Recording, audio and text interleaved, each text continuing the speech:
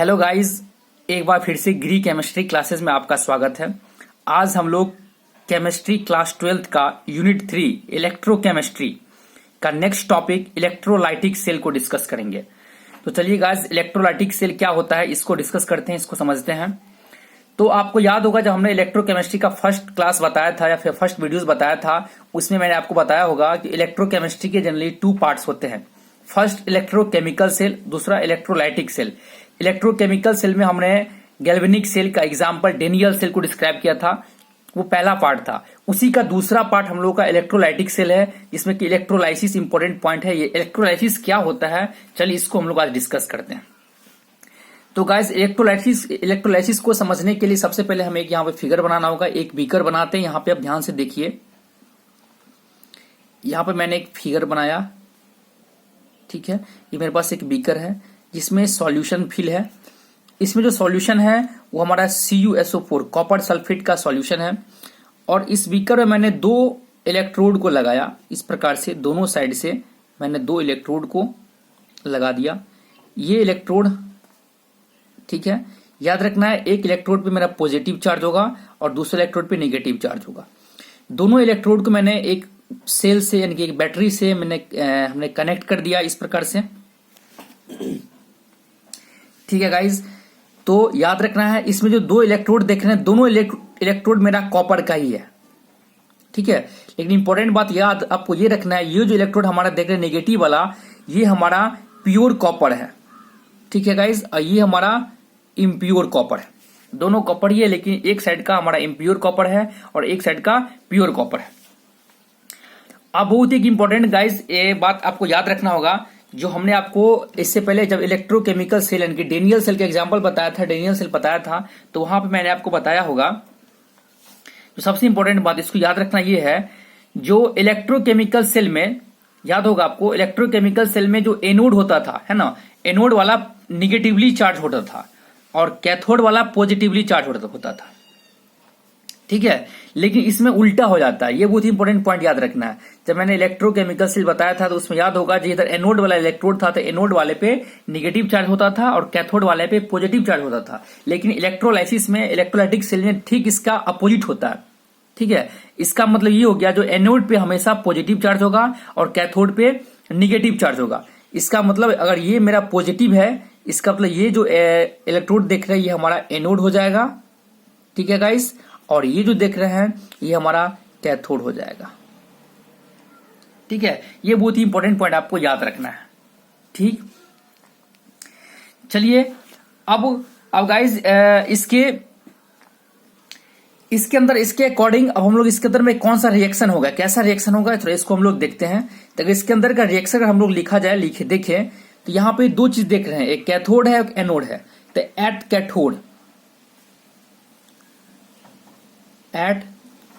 Cathode पे किस प्रकार का रिएक्शन होगा इसको हम लोग देखते हैं। तो गाइज यहाँ पे देखिए, कैथोड आपके साइड है, यहाँ पे कैथोड को देखिएगा तो इस पे निगेटिवली चार्ज है, ठीक है, और वह कॉपर सॉल्यूशन से, ठीक है। ये जो निगेटिवली चार्ज देख रहे हैं ये हमारा कॉपर सॉल्यूशन CuSO4, यहाँ से कॉपर सॉल्यूशन से वो जो है सो इलेक्ट्रॉन को लेगा।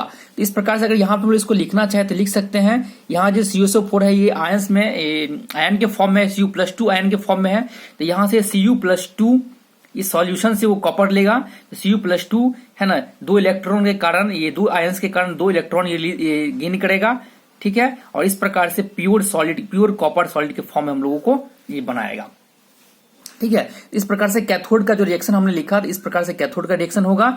और इसी प्रकार से दूसरा रिएक्शन अगर एनोड पे दिखाते हैं, एट एनोड, तो एनोड पे क्या होगा, ये जो कॉपर देख रहे हैं, ठीक है, ये जो कॉपर यही कॉपर डिजोल्व होकर, ये प्योर कॉपर जो है हमारा है, यही कॉपर जो है सो डिजोल्व होकर सॉल्यूशन में आना शुरू होगा। और शुरू होने के बाद इस प्रकार से इसमें जो केमिकल रिएक्शन हम लोग ये शो कर सकते हैं, दिखा सकते हैं। इस प्रकार से प्योर जो कॉपर है ना, ये डिजोल्व होगा सॉल्यूशन में जाने के बाद Cu+2 आयन में, और 2 इलेक्ट्रॉन जो है सो ये रिलीज करेगा, ठीक है गाइज। तो यहां ध्यान से देखा जाए तो ये हमारा जो रिएक्शन देख रहे हैं, पहला रिएक्शन ये रिडक्शन रिएक्शन होगा, और दूसरा जो रिएक्शन देख रहे हैं वो ऑक्सीडेशन रिएक्शन होगा। तो एक बात यहाँ पे और इंपॉर्टेंट बात याद रखने वाला आ गया, क्या चीज, तो यहां आप देख रहे हैं कि ऑक्सीडेशन और रिडक्शन में कोई इंप्रूवमेंट, चेंजिंग नहीं हो रहा है। यानी कि इलेक्ट्रोलाइटिक सेल में भी हमारा ऑक्सीडेशन रिडक्शन इसी प्रकार गेन और लॉस के सेंस में होता था, और इलेक्ट्रोलाइटिक सेल में भी हमारा ऑक्सीडेशन रिडक्शन, इसमें कोई चेंजिंग नहीं हो रहा है। चेंजिंग केवल आपका ये नेगेटिव एनोड और कैथोड पे चेंजिंग हो रहा है। ये आपको याद रखना है, जो उसमें कैथोड था वो इसमें एनोड हो जाता है, और इसमें एनोड वो उसमें कैथोड हो जाता था। बाद बाकी रिडक्शन और ऑक्सीडेशन में कोई चेंजिंग नहीं होगा। ठीक है गाइस, ये आपको ध्यान से यहां तक आपको समझ में आ गया होगा। तो बेसिकली आप इस दोनों रिएक्शन को देखोगे ध्यान से, तो हमें यही चीज यहां पे दिखाई दे रहा होगा कि एनोड पे जो कॉपर है वो धीरे धीरे डिसॉल्व होकर सॉल्यूशन में जा रहा है, और कैथोड है ना, कैथोड उसी कॉपर को जैसे पिकअप करके जमा होते जा रहा है। ठीक है, और वह इस प्रकार से इम्प्योर से प्योर कॉपर जो है सो बन रहा है। ध्यान से देखा जाए तो यही कॉपर डिजोल्व होकर इसमें जा रहा है, और वही जो है सो उस कॉपर में जा रहा है, और इस प्रकार से जो है सो इम्प्योर से प्योर की तरफ फॉर्मेशन हो रहा है, और इम्प्योर कॉपर से प्योर कॉपर का फॉर्मेशन हो रहा है। ठीक है गाइस, तो ये आपको आसानी से समझ में आ गया होगा इलेक्ट्रोलाइटिक सेल क्या होता है। अगर इसका यूज देखा जाए, इसका यूज कहां होता है, तो गाइस आपको पता चल गया होगा कि किसी भी इम्प्योर मेटल को प्योर करने के लिए हम लोग इस इलेक्ट्रोलाइटिक प्रोसेस का यूज करते हैं। तो इलेक्ट्रोलाइटिक एक प्रोसेस है जिस प्रोसेस के द्वारा किसी भी इम्प्योर मेटल को प्योर किया जा सकता है। जैसे कि यहाँ पे हमने देखा कि किस प्रकार मैंने है ना इम्प्योर कॉपर को प्योर कॉपर के फॉर्म में चेंजिंग किया। ठीक है गाइज, ये बहुत ही इंपॉर्टेंट टॉपिक था थोड़ा समझने के लिए आपको। ठीक है गाइज, तो आपको ये इलेक्ट्रोलाइटिक क्या होता है या फिर इलेक्ट्रोलाइसिस क्या है, ये आपको आसानी से समझ में आ गया होगा। तो अब गाइज ये एक साइंटिस्ट थे फैराडे एक साइंटिस्ट थे जिन्होंने इलेक्ट्रोलाइसिस से रिलेटेड 2 लॉ दिए थे, 2 इंपॉर्टेंट लॉ थे, जिसको हम लोग फैराडेज लॉ ऑफ इलेक्ट्रोलाइटिक के नाम से भी जानते हैं। तो चलिए गाइज अब हम लोग डिस्कस करते हैं कि फैराडेज लॉ ऑफ इलेक्ट्रोलाइसिस क्या होता है, इसको थोड़ा हम लोग देखते हैं। थोड़ा आगे बढ़ते हैं, तो अब यहाँ पे हम लोग हेडिंग देते हैं फैराडेज लॉ ऑफ इलेक्ट्रोलाइसिस। आप लोग नोट करना चाहे तो नोट भी करते चलिएगा, फैराडेज लॉ ऑफ इलेक्ट्रोलाइसिस। ठीक है गाइस, फैराडेज एक साइंटिस्ट थे, इन्होंने इलेक्ट्रोलाइसिस से रिलेटेड 2 इंपॉर्टेंट लॉ दिए थे, जिसको हम लोग फैराडेज लॉ ऑफ इलेक्ट्रोलाइसिस बोलते हैं, जो कि 1834 में इन्होंने इसको दिया था। तो सबसे पहले ये 2 इंपॉर्टेंट लॉ दिए थे, तो बारी बारी से डिस्कस करेंगे। सबसे पहले फर्स्ट लॉ क्या होता है, ठीक है, इसको समझते हैं। तो फर्स्ट लॉ फैराडेज का अकॉर्डिंग फर्स्ट लॉ क्या है, तो सबसे पहले फैराडेज ने बताया जो mass of any substance deposited at electrode is directly proportional to the amount of electricity pass through the electrolytic during electrolysis. ठीक है, अब इसको नोट भी करना चाहे तो नोट कर सकते हैं, बहुत इजी है। लिखते चलिए, मास of any substance deposited at electrodes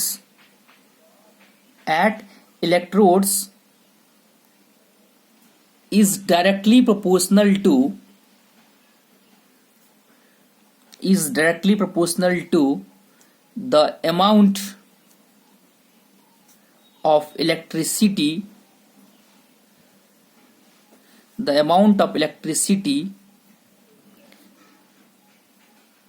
passed through the electrolytic during electrolysis।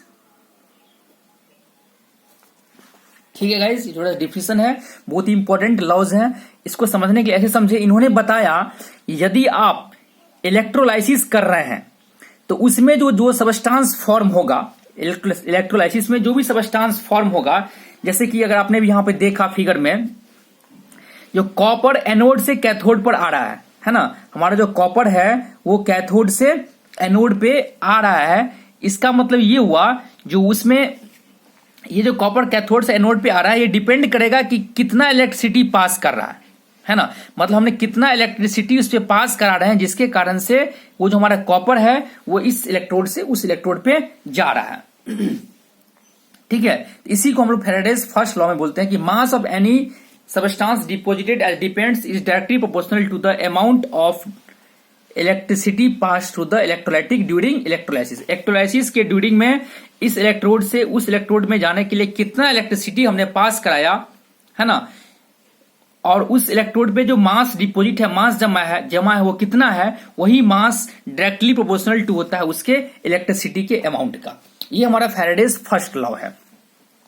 ठीक है, तो हम लोग इलेक्ट्रिसिटी को जनरली चार्ज के रूप में लिखते हैं। तो अगर इसको बढ़ाना चाहे, इक्वेशन में लिखना चाहे, तो इसको इक्वेशन भी हम लिख सकते हैं, समझ सकते हैं। तो फैराडेज फर्स्ट लॉ क्या है, वो छोटा सा इक्वेशन है, तो नोट कीजिए।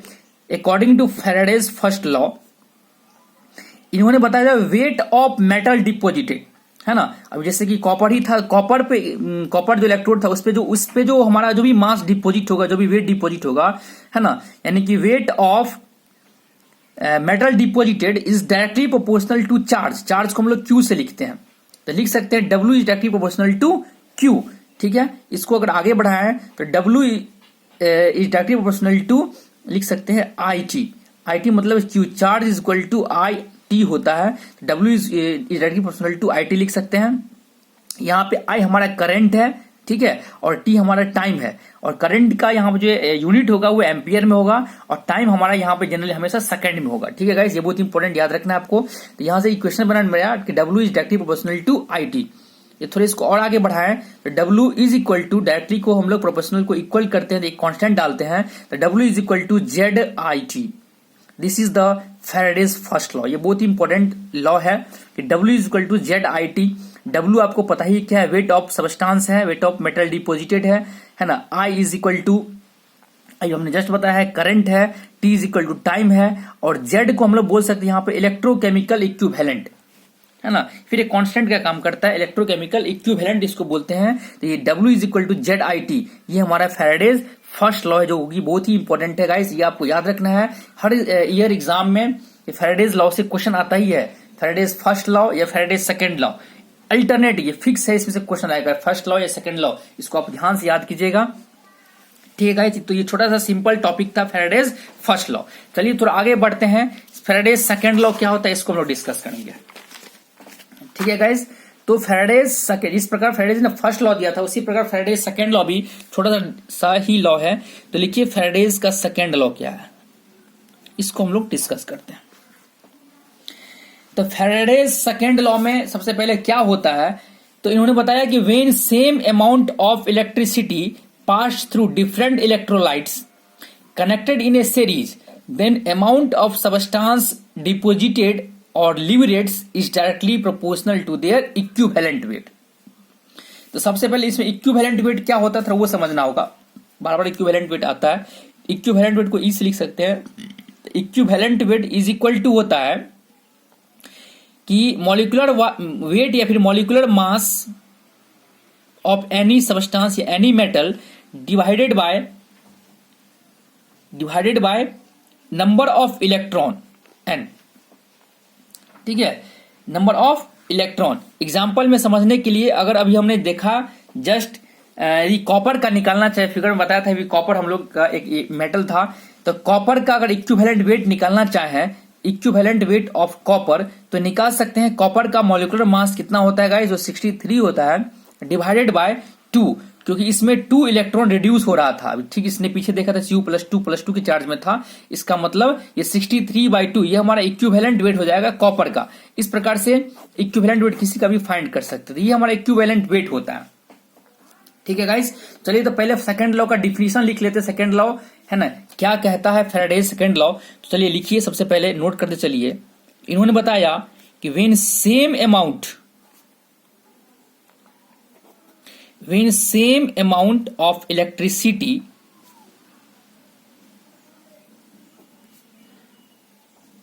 passed through different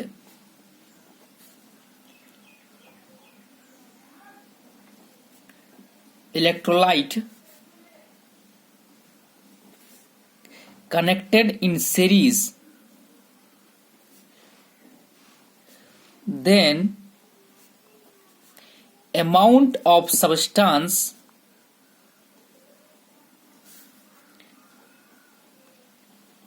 deposited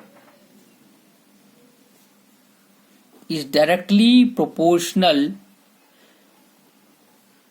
to their equivalent weight।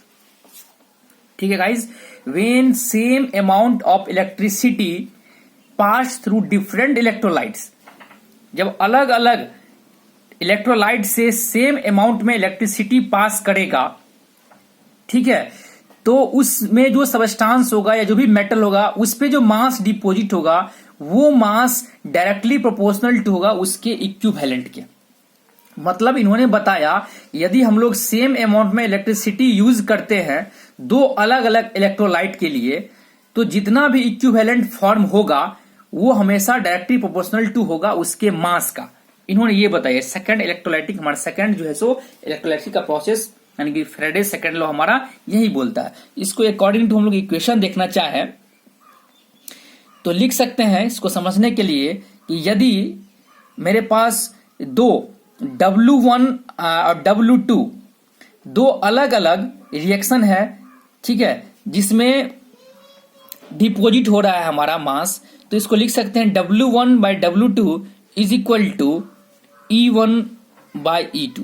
मतलब मेरे पास दो अलग अलग W1 और W2 दो अलग अलग सबस्टांस है जिसमें मास डिपॉजिट हो रहा है, तो बराबर होगा उसके इक्विवेलेंट वेट का। मतलब W1 by W2 is equal to E1 by E2। This is the Faraday's second law. बहुत ही छोटा सा लॉ है, इसमें कुछ ज्यादा इंपॉर्टेंट नहीं है, बहुत सिंपल सा लॉ है, लेकिन फर्स्ट लॉ कुछ ज्यादा ही इंपॉर्टेंट है और सेकंड लॉ भी इंपॉर्टेंट है, लेकिन फर्स्ट ज्यादातर एग्जाम में आता है। तो इस प्रकार से हम फैराडेज फर्स्ट लॉ और सेकंड लॉ क्या होता है ये आपको आसानी से गाइज समझ में आ गया होगा। ये छोटा टॉपिक था मेरा फैराडेज फर्स्ट लॉ और सेकंड लॉ, ठीक है गाइज। तो अब ये जो टॉपिक है इस टॉपिक से बहुत ही न्यूमेरिकल्स क्वेश्चन आते हैं एग्जाम में, ठीक है, बोर्ड में तो आते ही हैं, लेकिन इससे ज्यादा आपका कॉम्पिटिटिव एग्जाम में जेईई मेंस एडवांस या फिर नीट वगैरह में क्वेश्चन ज्यादा आते हैं इस टॉपिक से, फैराडेज फर्स्ट लॉ से। तो इससे न्यूमेरिकल बहुत ज्यादा न्यूमेरिकल आते हैं। तो न्यूमेरिकल को सॉल्व करने से पहले है ना हमें एक बात इसमें जानना बहुत ही आवश्यक है, बहुत ही जरूरी है, उसको समझेंगे तभी हम लोग आसानी से किसी प्रकार के न्यूमेरिकल को बना सकते हैं, ठीक है guys.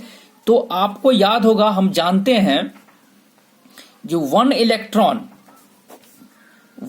Electron is equal to one electron का जो चार्ज होता है 1.6 into 10 to the power -19 coulomb. ये आपको याद होगा, जो वन इलेक्ट्रॉन का चार्ज है 11th में भी पढ़े हुएगा, 11th में फर्स्ट चैप्टर में बताया गया था, है ना। ये वन इलेक्ट्रॉन का चार्ज होता है 1.6 into 10 to the power -13 coulomb, जो कि 1 मोल के इक्वल होता है, ठीक है गाइज। तो यदि यहाँ पे ये तो हमारा वन इलेक्ट्रॉन का चार्ज है, यदि यहाँ पे हमने 1 मोल का 1 मोल इलेक्ट्रॉन पास करेंगे, यहाँ पे हम 1 मोल इलेक्ट्रॉन पास करेंगे तो उस पे कितना चार्ज होगा ये हम फाइंड कर सकते हैं, ये हमें जानना है, ठीक है। एग्जाम्पल में समझने के लिए, अगर मेरे पास एक सिल्वर का आयन है, ठीक है, मान लेते मेरे पास क्या है, एक सिल्वर का आयन है Ag+, ठीक है, तो इसमें क्या होगा, हमने एक इलेक्ट्रॉन को प्रोड्यूस कर रहे हैं, तो यहाँ पे तब हमारा जाके ये प्योर हमारा सॉलिड के फॉर्म में सिल्वर प्राप्त होगा, सिल्वर बन जाएगा। तो यहाँ पे क्या देख रहे हैं, यहाँ पे 1 मोल Ag बनाया हमने, यहाँ पे 1 मोल सिल्वर बनाया, तो हमें 1 मोल इलेक्ट्रॉन पास कराना पड़ा, ठीक है। तो हमने देखा 1 मोल इलेक्ट्रॉन पास करने का हमने 1 मोल इलेक्ट्रॉन पास कराया, तो इसी 1 मोल इलेक्ट्रॉन में कितना चार्ज होगा ये हमें फाइंड करना है, ठीक है। ये 1 मोल इलेक्ट्रॉन का चार्ज कितना होगा ये हमें जानना है, ठीक है गाइस। तो 1 मोल का मतलब हुआ जो 1 इलेक्ट्रॉन का चार्ज को हम लोग याद होकर आपको जानते हुएगा कि 1 इलेक्ट्रॉन का जो चार्ज है ना, उसको हम लोग जनरली एवोगाड्रोस नंबर से इंडिकेट करते हैं, ठीक है। तो आप इसको एवोगाड्रोस नंबर से मल्टीप्लाई करना होगा 1 मोल के चार्ज को, तो यहां पे लिख सकते हैं therefore 1.6 into 10 to the power -19 coulomb into 1 mole को हम लोग एवोगाड्रोस नंबर से मल्टीप्लाई करते हैं, तो एवोगाड्रोस नंबर आपको पता ही होगा 6.022 इंटू 10 टू दी पावर 23 होता है, ठीक है। तो गाइस इसको अगर हम लोग मल्टीप्लीकेशन करें तो मल्टीप्लीकेशन करने के बाद जो हमारा वैल्यू आएगा वो आएगा 96487 कूलम, जो कि अप्रॉक्स में अगर हम लिखना चाहें तो 96500C मतलब कूलम, ठीक है। ये गाइस ये बहुत ही इंपॉर्टेंट टॉपिक है, 96,500 कूलम, जिसको हम लोग 1 फैराडेज भी बोलते हैं। इसका मतलब ये हो गया कि 1 फैराडे का जो वैल्यू होता है 1 Faraday's is equal to 96,96500 coulomb. इससे ऑब्जेक्टिव बराबर पूछे जाते हैं। The values of 1 Faraday is equal to 1 Faraday's का वैल्यू कितना होता है, तो 1 फैराडेज कांस्टेंट का वैल्यू होता है आपका 96,500 कूलम। ये आपको न्यूमेरिकल में बहुत ही जगह हेल्प करेगा, इसलिए मैंने आपको ये समझा दिया। आपको केवल ये जानना था कि 1 Faraday is equal to 96,500 coulomb होता है। ये कैसे होता है इसको मैंने इतना डिस्क्राइब किया, लेकिन आपको केवल इसको याद रखना माइंड में कि 1 Faraday is equal to 96500 coulomb होता है, जो कि बहुत ही इंपॉर्टेंट टॉपिक है। इससे बराबर आपको न्यूमेरिकल सॉल्व करने में आपको हेल्प करेगा। ये बहुत ही इंपॉर्टेंट टॉपिक है। ठीक है गाइज, ये एक छोटा सा टॉपिक था। हम लोग आज डिस्कस किए इलेक्ट्रोलाइटिक सेल क्या होता है या फिर इलेक्ट्रोलाइसिस क्या होता है। इसके अंदर मैंने फैराडेज का 2 लॉ पढ़ा, Faraday's first law, Faraday's second law, जो कि बहुत ही इंपॉर्टेंट टॉपिक था। तो यहाँ पे हम लोग का खत्म हो जाता है। इसके बाद इससे बहुत ही है ना इंपॉर्टेंट न्यूमेरिकल क्वेश्चंस आते हैं, बहुत ही ज्यादा न्यूमेरिकल है। तो न्यूमेरिकल वीडियोस कुछ ज्यादा ही बड़ा हो गया। मैंने पहले ही कहा था वीडियो छोटा छोटा बनाना है, तो आज हम चाहते हैं इसको इतना ही रखते हैं, है ना। अगले वीडियो में हम कोशिश करेंगे इससे रिलेटेड जितना भी न्यूमेरिकल होगा उस न्यूमेरिकल को सॉल्व करने का। तब तक आप लोग भी है सो इसको कोशिश कीजिएगा। आपके एनसीईआरटी की बुक में कुछ इंपॉर्टेंट न्यूमेरिकल क्वेश्चंस हैं, उसको बनाने का इससे रिलेटेड कोशिश कीजिएगा, बनाइए। और फिलहाल हम कोशिश करेंगे, है ना, जो अगले ही वीडियोस में, अगले ही क्लास में आपको इससे रिलेटेड जितने भी न्यूमेरिकल हैं बुक के या फिर इंटरनल, वो न्यूमेरिकल आपको हम सॉल्व करा देंगे। तो आज के लिए वीडियो में इतना ही रखते हैं। Thank you.